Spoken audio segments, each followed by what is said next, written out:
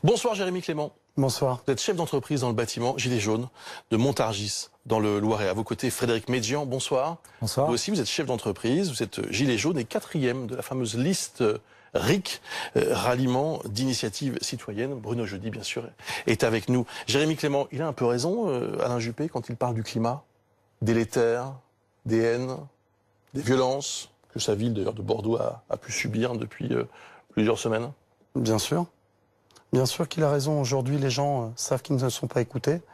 Tout ce qui a pu être mis sur la table à travers les Gilets jaunes, donc qui sont avant tout des citoyens, ont resservi de menu pour les semaines qui ont suivi.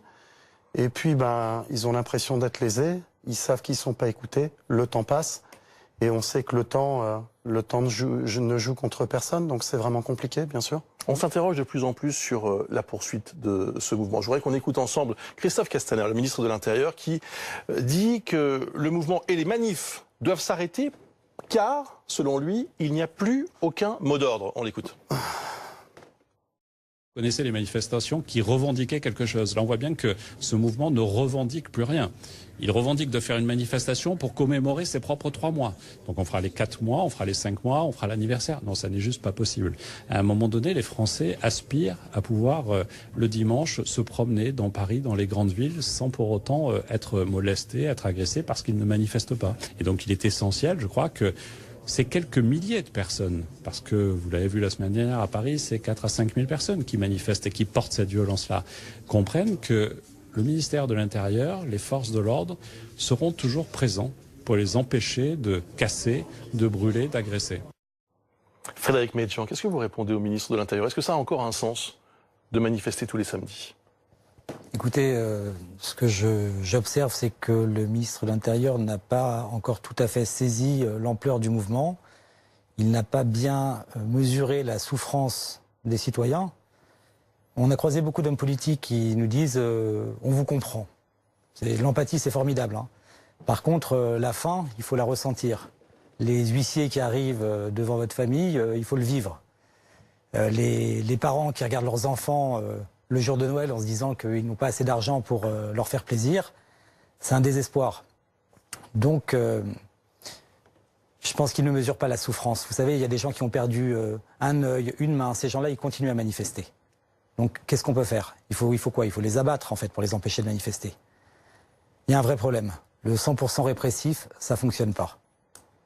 Le peuple a besoin d'être entendu, pas écouté, entendu. Mais il y a un peu moins de monde le samedi dans les rassemblements.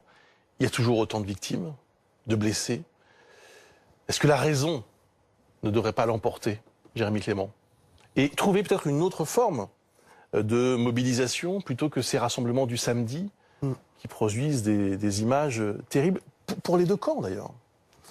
Vous savez ce que je pense de tout ça et des violences. Maintenant, on sait que tout est condamnable. Maintenant, vous dire qu'il faudrait s'arrêter, je pense que l'erreur, elle a été au départ. Elle a été du fait que tout le monde ne s'est pas uni et que maintenant le temps passe et qu'ils jouent contre tout le monde. Pour ma part, je pourrais pas vous dire qu'il faut arrêter parce que j'ai regardé pendant 4-5 semaines mes amis, les citoyens, manifester les samedis. Et à chaque samedi, je me dis c'est pas possible. Voilà, il y a eu un turnover. On a vu beaucoup de nouvelles têtes les premiers samedis. J'en étais même surpris. Je trouvais ça génial. Mais depuis plusieurs samedis, c'est toujours les mêmes qui prennent les coups, toujours les mêmes qui revendiquent et qui donnent un peu d'espoir à tous ceux qui attendent des réponses. Moi-même, j'ai organisé une manifestation samedi à Paris. J'ai l'espoir qu'elle soit pacifique, constructive et qu'on soit suffisamment nombreux pour faire entendre une voix et se dire que c'est loin d'être fini. Maintenant, on verra samedi ce qui se passe. Peut-être que par la suite, ce qu'il faudrait faire, c'est déjà les organiser le dimanche pour qu'on puisse laisser travailler nos commerçants. Parce que en continuant les manifestations le samedi, on continue la division. Et c'est un petit peu tout le contraire de ce mouvement qui a fait naître la fraternité. Et je pense qu'aujourd'hui, si on est revenu, c'est justement pour ça. Vous avez vu que ce ne sont que des sondages, hein, vous allez me dire, mais enfin, les sondages récents, de cette semaine en tout cas, montrent que l'opinion vous soutient moins.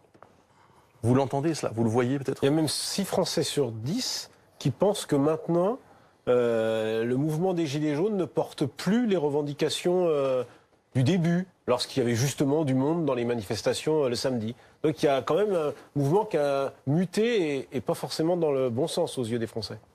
Il y a une violence collective, hein, une violence qui n'est pas de la responsabilité forcément des citoyens gilets jaunes ou autres, qui n'est pas forcément de la responsabilité de ceux aussi du côté de l'État qui ont respecté et suivi les ordres de nos élus. Maintenant, je sais que, Fred, toi, je sais que tu as un avis qui est constructif là-dessus. Et... Vous parliez, Bruce Toussaint, des victimes dans les deux camps. Je pense qu'il faut vraiment arrêter de monter la police contre les citoyens. La police, la plupart du temps, sont des fonctionnaires qui se sont engagés par vocation. Ce sont des gens qui ont vocation à protéger la population. Moi, je voudrais juste faire une petite aparté sur les LBA. Les fusils, là. LBD. Non, ça c'est... Lanceur de balles de défense. Non, c'est lanceur de balles d'attaque, pour l'instant. Ok. Parce que quand il y a des gens qui se prennent des balles dans le dos, ou qui sont à 25 mètres les bras en l'air et qui se prennent des balles, on a vu assez de vidéos, c'est lanceur de balles d'attaque. Il y a eu assez peu de tirs à bout portant. La plupart du temps, la légitime défense, je suis pas certain qu'elle soit avérée, mais c'est pas mon travail de le dire. Je me pose une question simple. Soit les responsables, vu le nombre de tirs qu'il y a eu à la tête, dans les yeux, soit les responsables, ils mettent les fonctionnaires les moins bien formés devant, et ça me paraît être de l'incompétence, soit ils mettent que des tireurs d'élite devant, et ça c'est criminel. Ouais. Alors incompétent ou criminel, je me pose la question, c'est tout. Les appels à l'insurrection, comme on les voit sur plusieurs pages Facebook, on va voir ça dans un instant d'ailleurs. Vous soutenez ça? Insurrection, ça a un sens? Vous avez la réponse, je crois. Je crois que vous me connaissez depuis... Donc vous dites donc non? Mais bien sûr que non.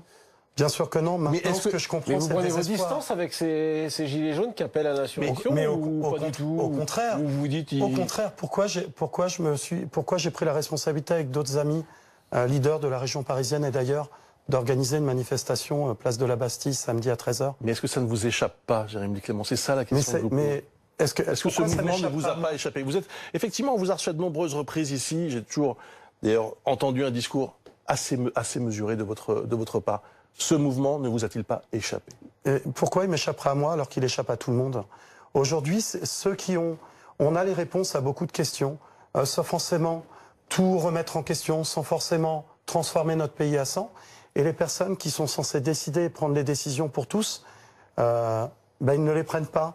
Ils laissent passer le temps et on continue d'accuser, on continue de réprimer, on continue de taper sur le système. Là, je vais me faire l'avocat de... Pas me faire l'avocat du pouvoir, mais là, il y a un grand débat qui est engagé. Il y a un grand débat qui est engagé. Donc, c'est la réponse qui a été apportée. Il y a quand même beaucoup de Français qui, manifestement, participent de près ou de loin à ces réunions ou vont déposer des contributions. Donc, c'est quand même ce temps-là, en fait, qui a été donné par le pouvoir pour justement essayer de recueillir les doléances. Pour rejoindre ce que disait Bruce Toussaint, est-ce que vous n'êtes pas maintenant minoritaire? Je veux dire, les modérés, les gens comme vous, c'est vrai que vous êtes souvent venus dès le début d'ailleurs, vous êtes une voix modérée, mais vous paraissez complètement débordé par même certains des Gilets jaunes, Éric Drouet et d'autres, qui eux sont basculés dans autre chose.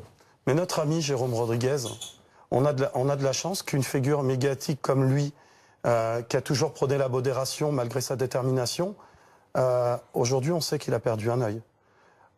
Quelque part, on a de la chance, ça tombe sur quelqu'un comme lui, de modéré, d'intelligent, plutôt que sur quelqu'un qui avait déjà l'esprit coléreux, qui voulait retourner le pays. Parce que si c'était arrivé sur quelqu'un de moins sensé, je peux vous assurer que l'insurrection, elle aurait peut-être pas eu lieu. Par contre, c'est des milices qu'on aurait eu lieu. Et ça, vous m'avez déjà entendu le dire. Si demain, vous dites qu'il y a une minorité qui manifeste, nous, c'est pas la réalité du terrain, je vous l'assure. Alors, en tout cas, vous avez proposé à plusieurs... À Paris, je vous dis, moi. Il y a de plus en plus de blessés, donc à un moment donné, il y a eu ça, et puis il y a eu aussi, sur certains actes, énormément d'arrestations, énormément de gens qui ont été arrêtés avant même d'avoir manifesté, ou pendant la manifestation, et on sait que ces gens-là, pour la plupart, sont interdits de manifestation. Pas forcément parce qu'ils ont été une représentativité de la violence, mais tout simplement parce qu'ils sont venus manifester. Alors, il y a du bien, il y a du mal dans tout, mais je pense que ceux qui aujourd'hui sont au pouvoir, c'est eux qui ont entendu les réponses. Quand vous parlez du grand débat national, moi j'ai vraiment l'impression qu'on a affaire à une campagne européenne de la République en marche, où on sait que aussi bien ce parti que d'autres sont déjà en train de récupérer toutes les revendications et les demandes des personnes qui souffrent et des personnes qui manifestent. Vous croyez que c'est plaisant de manifester quand il fait -1 ou quand il pleut? Vous croyez que c'est plaisant de manifester quand on se fait gazer, quand on se fait tirer dessus, etc., etc. Ça l'est pour personne. Il faut qu'on parle de la liste aux européennes. Donc vous êtes, Frédéric Médian, 4e sur cette liste, mais cette liste existe-t-elle encore? Ingrid Levavasseur, hier, a jeté l'éponge, elle était tête de liste. Elle existe encore, cette liste? Alors, je ne suis pas sûr qu'Ingrid Levavasseur ait jeté l'éponge. Ingrid Levavasseur, je ne vous le cache pas, nous a un peu surpris quant à la façon qu'elle a eue d'officialiser son départ. Et s'il y a des questions à lui poser, il faudra les lui poser à elle. Je ne pourrais pas parler en son nom. En revanche, elle n'abandonne pas ce combat. Nous non plus. La question, c'est pas vraiment de savoir quel est l'avenir du ralliement de l'initiative citoyenne. Est-ce que la liste existe, n'existe-t-elle plus? Qui va être tête de liste ou pas? Pour moi, le sujet n'est pas là. C'est quoi le sujet alors? Le sujet, c'est ce combat que beaucoup d'entre nous ont décidé de porter sur le terrain politique. Que ce soit cette liste-là ou une autre liste, que ce soit cette tête de liste-là ou une autre tête de liste, c'est pas le sujet. Le sujet, c'est les Français qui souffrent. On est là pour mais à un tenter de moment, les il faudra aussi que c'est une traduction avec des bulletins de vote. Évidemment, ça, oui. Évidemment. Alors, qu'est-ce que vous êtes en train de nous dire? Vous êtes en train d'essayer de vous rassembler toutes les initiatives? Mais évidemment qu'il faut se rassembler. Comment on pourrait dire évidemment que parce qu'une personne est partie, les 70 qui sont actuellement ou positionnés ou sur la liste avec leur candidature, on dit quoi ces 70 personnes?